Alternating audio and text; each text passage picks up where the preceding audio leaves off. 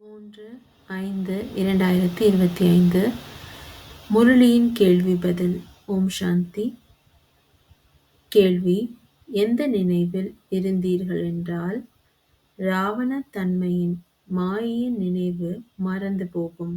பதில்: நாம் கணவன் மனைவி அல்ல, நாம் ஆத்மாக்கள்.